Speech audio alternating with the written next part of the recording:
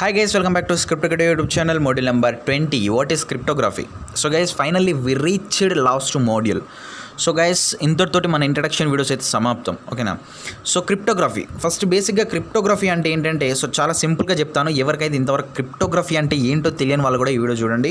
So చాలా షార్ట్గా చెప్తాను, ఒక ఫ్రెండ్లీగా చెప్తాను, ఎటువంటి టెక్నికల్ వర్డ్స్ యూజ్ చేయకుండా చెప్తాను, ఓకేనా. సో మన లాంగ్వేజ్లో చెప్తాను, ఓకేనా. సో మనం సొల్లో ఆపేసి వీడియోలోకి వెళ్ళినట్టయితే what is cryptography. So guys cryptography అంటే దీని గురించి తెలుసుకోవాలి చాలా ఉంటుంది, బట్ నేను ఒక 5 minutesలో వీడియోని క్లోజ్ చేస్తాను, ఓకేనా. సో అంటే నాకు ప్రతి వీడియోలో నేను ఇప్పటికే లాస్ట్ 5 వీడియోస్లో నుంచి నేను ఏం చెప్తున్నానంటే దీని గురించి ఎక్కువగా ఉంటుంది, రీసెర్చ్ చేయాలి అని చెప్తున్నాను, ఓకేనా. సో మీరు కూడా తెలుసుకోండి అని చెప్తున్నాను. బట్ నేనెందుకు చెప్పడం లేదంటే, నేను ఎందుకు దాని గురించి డెప్త్గా చెప్పడం లేదంటే, సో చెప్పనని కాదు, బట్ మీరేంటంటే మీరు ప్రాక్టికల్ వీడియోస్ చేయండి, వేరే వీడియోస్ చేయండి అని ఫోర్స్ చేస్తున్నారు కాబట్టి, మీకు ఇంట్రెస్ట్ లేదు కాబట్టి ఈ ఇంట్రడక్షన్ మోడ్యూల్స్ అనేటివి వీక్లీ వన్స్, ఓకేనా. సో వీక్లీ ఒకటి చేసుకున్నా కానీ మీకు అప్పుడు ఇంట్రెస్ట్ వచ్చే అవకాశం ఉంటుంది, ఓకేనా. అప్పుడు దాని గురించి డీప్ రీసెర్చ్ చేసి చేసుకుందాం అనే ఉద్దేశంతో సో నేను మీకైతే ఇప్పుడు గ్రౌండ్ వర్క్ అనేది మొత్తం చెప్పేస్తున్నాను. So what is cryptography. So cryptography అంటే మీకు ఒక గ్రౌండ్ వర్క్ అనేది ఉంటుంది అనమాట, ఒక బేసిక్ అనేది మీ మైండ్లో ఉన్నప్పుడు ఏమవుతుంది, సో నేను ఫ్యూచర్లో ఏ వీడియోస్ చేసినా మీకు అర్థమవుతుంది క్రిప్టోగ్రఫీ గురించి, ఓకేనా. సో అసలు మీకు క్రిప్టోగ్రఫీ అంటే ఏంటో తెలియనప్పుడు మిగతా వీడియోలు చేస్తే అర్థం కాదుగా, అది వృధా కదా. సో ఇదనమాట. సో ఈ వీడియోలో మనం క్రిప్టోగ్రఫీ అంటే ఏంటో చూద్దాం, ఓకేనా. సో గైస్ క్రిప్టోగ్రఫీ అంటే ఏంటో తెలుసుకునే కంటే ముందు మనం first man in the middle attack అంటే ఏంటో తెలుసుకోవడానికి ట్రై చేద్దాం. So definitely man in the middle attack గురించి మనం చేసాం వీడియో, బట్ ఒకసారి వినండి. ఇప్పుడు for example man in the middle attack అంటే ఏంటి, బేసిక్గా ఏ ఉన్నాడు బి ఉన్నాడు, ఓకేనా.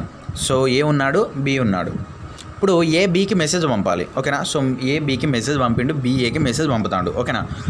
సో ఇప్పుడు ఏ బీకి మెసేజ్ పంపితే బి ఏమనుకుంటాడు, ఏ మెసేజ్ పంపిండు అనుకుంటాడు, బి ఏమనుకుంటాడు, ఏ మెసేజ్ పంపిండు అనుకుంటాడు. బట్ అది రైటే, ఆడి వరకు రైటే.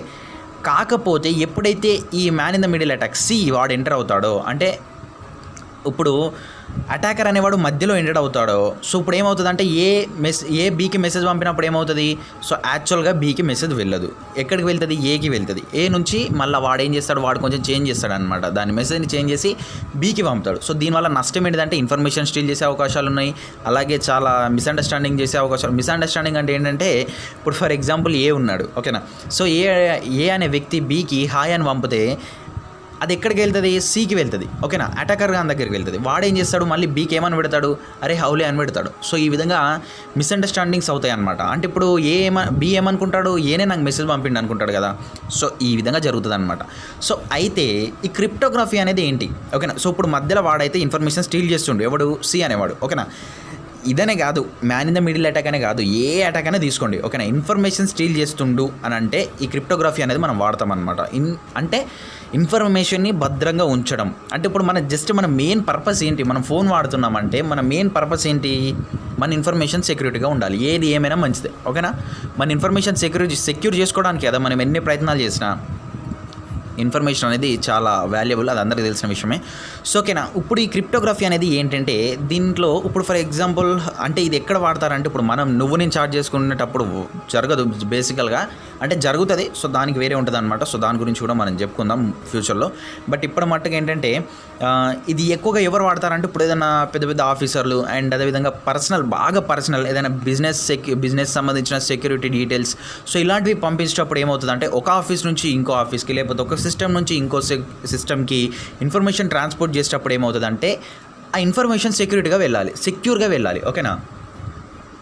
అలా అనమాట. ఎలా వెళ్తుందంటే, ఇప్పుడు ఏ ఉన్నాడు, ఓకేనా.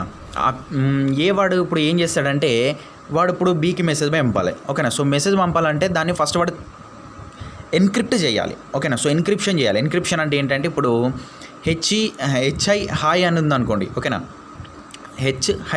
హాయ్ అనేది ఉంది. సో ఓకేనా. ఈ ఎన్క్రిప్షన్ మెథడ్ అంటే చాలా ఆల్గరిథమ్స్ ఉంటాయి, ఓకేనా. ఫర్ ఎగ్జాంపుల్ H1 అనుకోండి, I2 అనుకోండి, లేకపోతే HA అనుకోండి, IE అనుకోండి.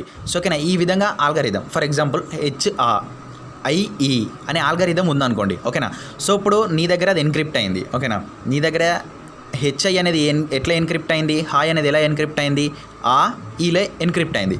సో అది నేరుగా వెళ్తుంది, ఎవరి దగ్గరికి వెళ్తుంది, బి దగ్గరికి వెళ్తుంది, ఓకేనా. సో బి దగ్గరికి వెళ్తే బి ఏం చేసుకుంటాడు, ఐఈ అని ఉండదు అక్కడ, ఓకేనా. సారీ, ఈ అని ఉండదు, అక్కడ డీక్రిప్ట్ అవుతుంది అనమాట. డీక్రిప్ట్ ఎలా అవుతుంది? ఆ అంటే ఏమని చెప్పుకున్నాం మనం? హెచ్ అని చెప్పుకున్నాం. ఓకేనా. ఈ అంటే ఏమని చెప్పుకున్నాం మనం? ఐ అని చెప్పుకున్నాం. సో ఈ విధంగా డీక్రిప్ట్ అవుతుంది అనమాట. ఈ డీక్రిప్ట్ అంటే ఈ కీ ఎవరి దగ్గర ఉంటుంది అంటే ప్రతి ఒక్కరి దగ్గర ఉండదు. ఓకేనా. సో మనకి ఎవరికైతే కావాలి ఆ కీ ఉన్నవాడే దాన్ని డీక్రిప్ట్ చేయగలుగుతాడు అనమాట. ఆ హాయ్ అనే మెసేజ్ని ఆ ఈ ఓకేనా. ఇప్పుడు అటాకర్ ఉన్నాడు. సో ఓకేనా, వాడు మధ్యలో దూరిండు. ఇప్పుడు వానికి డైరెక్ట్ వాడు హ్యాక్ చేసిండు కదా. సో వాడు హ్యాక్ చేస్తే ఇప్పుడు ఈ తోడు వాడేం చేసుకుంటాడు? వానికి ఏం అర్థం అవుతుంది? ఓకేనా, మీకు అర్థమైందా? ఇప్పుడు మనం హాయ్ అని పంపితే అది ఎన్క్రిప్ట్ అయింది. ఎలా ఎన్క్రిప్ట్ అయింది? ఈ అని అంటే ఈలు ఉండేవి. సో దానికి వేరే ఆల్గారిథమ్స్ ఉంటాయి అనుకోండి. జస్ట్ మీకు అర్థం కానికే చెప్తున్నా. ఓకేనా. ఈ అని దాంతో వాడేం చేసుకుంటాడు? వానికి ఏం అర్థం అవుతుంది? అటాకర్కి ఏం అర్థం కాదు. వాడు దాన్ని ఏం చేసినా అది వృధా. ఎందుకంటే వాని దగ్గర కీ ఉండదు కదా. సో ఈ కీ అనేది ఎవరి దగ్గర ఉంటుంది? ఎప్పుడైతే సెక్యూర్గా చార్జ్ చేయాలనుకున్నారో ఓకేనా. సో నువ్వు నేను కూడా ఇప్పుడు చేసుకోవచ్చు. ఎవరైతే వీడియో చూస్తున్నారో నువ్వు నేను కూడా ఇప్పుడు మనం ఎన్క్రిప్షన్ అండ్ డీక్రిప్షన్ క్రిప్టోగ్రఫీలో మనం షేర్ చేసుకోవచ్చు అనమాట ఇన్ఫర్మేషన్. సో ఇది గైస్ క్రిప్టోగ్రఫీ అంటే. సో మళ్ళీ క్రిప్టోగ్రఫీలో టైప్స్ ఉంటాయి, సిమెట్రిక్ అని అసిమెట్రిక్ అని. సో వీటి గురించి కూడా మనం ఫ్యూచర్లో చూద్దాం. ఇప్పుడైతే మీకు క్రిప్టోగ్రఫీ అంటే ఏంటో అర్థమైంది కదా. ఓకేనా. సో ఇదే క్రిప్టోగ్రఫీ అంటే మన ఇన్ఫర్మేషన్ అనేది సేఫ్ అండ్ సెక్యూర్గా పంపుతాం అనమాట. అంటే ఇప్పుడు మన ఒక ఇన్ఫర్మేషన్ని మనం ఇక్కడ సెండ్ చేస్తున్నామంటే అది ఎన్క్రిప్ట్ అవుతుంది. ఎన్క్రిప్ట్ అంటే ఉన్న ఇన్ఫర్మేషన్ కాస్త వేరేగా చేంజ్ అవుతుంది అనమాట. అంటే దానికి అల్గారిథం బట్టి అది చేంజ్ అవుతుంది. అక్కడికి పోయినాక డీక్రిప్ట్ అవుతుంది. ఓకేనా. ఇదే ఎన్క్రిప్ట్ అంటే. ఇంతకు మించి ఏం లేదు క్రిప్టోగ్రఫీ అంటే. సో గైస్ ఇది వీడియో. సో కంప్లీట్గా మన వీడియోస్ అయితే అయిపోయినాయి ఇంట్రడక్షన్కి సంబంధించినవి. ఓకేనా. సో దీనికి ఓవర్వ్యూ రేపు ఒక్క వీడియో చేస్తా గైస్. ఓకేనా. సో ఈ వీడియో అయిపోయిన తర్వాత సమాప్తం. ఇదే గైస్ వీడియో. ఈ వీడియో కనుక మీకు నచ్చినట్లయితే లైక్ చేయండి, షేర్ చేయండి. ఇంట్రెస్టింగ్ అప్డేట్స్ కోసం చూస్తుండండి script. This is signing off from మరొకళ్ళతో మేము ఉంటుంటాను. అంతవరకు సెలవు. Bye bye. జై హింద్.